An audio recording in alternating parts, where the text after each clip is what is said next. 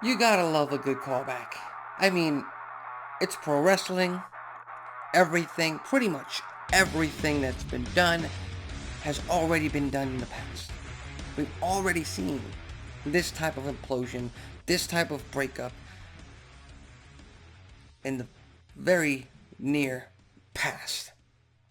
Of course, AJ Styles turning on Cody Rhodes in the middle of a Smackdown ring, that calls back to Mark Henry turning on John Cena in the middle of a Monday Night Raw ring. Back then it was, well, actually, they're both for the WWE Championships. And to be honest, anyone who remembered that segment where Mark Henry came out and just like AJ Styles on Friday, alluded to the fact that he might be hanging his boots, alluded to the fact that he might be retiring. Anyone who saw that segment back in, what was it, May of 2013, knew exactly what was going down. They knew exactly what was coming. And of course, you knew, especially when Cody Rhodes started raising his hand and just asking and clamoring for the people to cheer AJ Styles in his, what in the American Nightmare's mind was his final moments in a WWE ring, you knew AJ Styles was going to turn on the American Nightmare. We all knew, everyone knew this was a ploy. This was just a trick to get the WWE Champion inside the ring and beat the living crap out of him. This after AJ Styles went to Nick Aldis and said that he didn't have time. He went to Nick Aldis and pretty much asked for a WWE Championship match. Aldis couldn't make it happen, so AJ Styles took matters into his own hands, and now Cody Rhodes is the man. He is going to be the one demanding a match with AJ Styles for the WWE Championship to get some type of revenge. And for all those people out there who say that, oh, it makes Cody Rhodes look stupid, it makes Cody Rhodes look dumb and gullible. Let me tell you something. He's the biggest babyface in the company. And as the biggest babyface in the company right now, in WWE right now, he's essentially their superhero. And one of the biggest qualities of any superhero in the comic books is seeing the good in people no matter what.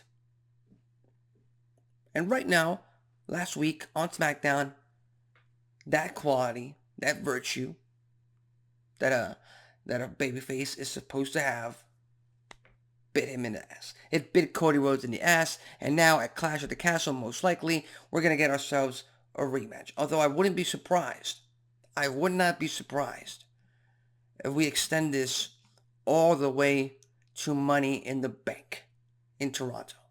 Simply because it's too quick of a turnaround to get these two in the middle of the ring, fighting it off for the WWE Championship at Clash at the Castle in what? A little bit over a week. It's not this weekend, it's next weekend. And sure, there's history, sure they can pull the trigger, but after that, what then? Then what? Excuse me. I mean, look, I love AJ Styles. He's a phenomenal one. I've been a fan of him since 2009, back in his TNA days. I never wanted him to leave TNA wrestling. But there is absolutely no chance they have AJ Styles beat Cody Rhodes for the WWE Championship anytime soon. There's absolutely no chance in hell. They're going to put on a banger, just like they did in France for Backlash. There's no doubt in my mind about that. But as far as future potential challengers for Cody Rhodes on the Blue brand, there aren't that much. There aren't that many.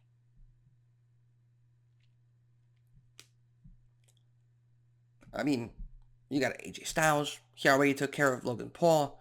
I would have considered Bobby Lashley, but, he's injured. Who else? Kevin Owens. He's a babyface. He's dealing with the bloodline.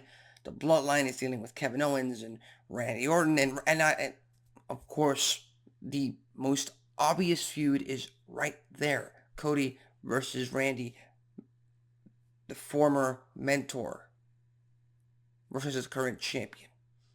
There's history there. There's a lot to build up from there.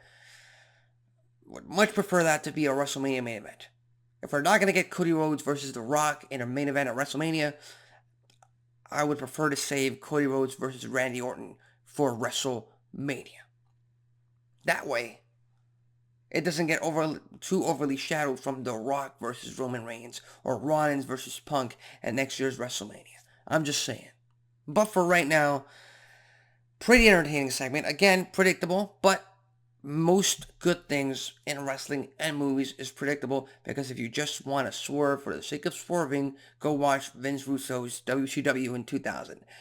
It wasn't good. So, with that said, what are your thoughts on AJ Styles' segment from last week on SmackDown? Did you buy into the fact that he was retiring? Did you see through the lie? Did you see through the smoke and mirrors? What should Cody Rhodes do next? And where are you expecting this WWE Championship match to take place? Leave your thoughts, comments, and predictions in the comment section below. My name is Alexis Carrillo. This has been Wrestling Talk, and I'll see you next time.